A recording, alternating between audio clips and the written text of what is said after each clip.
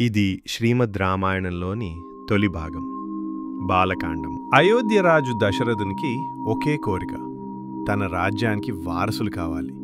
అందుకే మహర్షులతో కలిసి అతడు పుత్రకామేష్టి యజ్ఞం చేస్తాడు. యజ్ఞఫలం దివ్యంగా ప్రత్యక్షమవుతుంది. దేవతల ప్రసాదంతో రాముడు, లక్ష్మణుడు, భరతుడు, శత్రుఘ్నుడు జన్మిస్తాడు. అయోధ్యలో ఆనందోత్సాహాలు వెల్లివిరుస్తాయి. ఒకరోజు విశ్వామిత్ర మహర్షి రాజసభకు వచ్చి కోరుతాడు, రాముడు, లక్ష్మణుడు నా యజ్ఞాన్ని రక్షించాలి. దశరథుడు తొలుత సంకోచించినా చివరికి రామలక్ష్మణులను పంపిస్తాడు. అడవిలో రాక్షసురాలు తాటక రాముడిపై దాడి చేస్తుంది. ధర్మరక్షణ కోసం రాముడు ధైర్యంగా ఆమెను సంహరిస్తాడు. ఇది రాముడి తొలి వీరోచిత కార్యం. రాముడు అడవిలో అహల్యను దృష్టిస్తాడు. శాపంతో రాళ్లైన ఆమె రాముడి స్పర్శతో దివ్య రూపంలోకి మారుతుంది. అహల్య గౌతమ మహర్షితో మళ్లీ కలుస్తుంది. విశ్వామిత్రుడితో కలిసి రామలక్ష్మణులు మిథిలా రాజధానికి చేరుకుంటారు.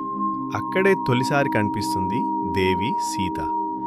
జనకుడు ప్రకటిస్తాడు, ఎవరు శివధనుసు ఎత్తి తగులుతారో వారికి సీతనిస్తాను. రాముడు ధనుసుని ఎత్తి యత్నిస్తాడు. చటకట్న ధనుసు విరిగిపోతుంది. అందరూ ఆశ్చర్యపోతారు. సీత రాముణ్ణి వరించబడు. మిథిలా నలువైపులా మంగళధ్వనులు. రామసీతలు అగ్నిని సాక్షిగా పెళ్లి చేసుకుంటారు.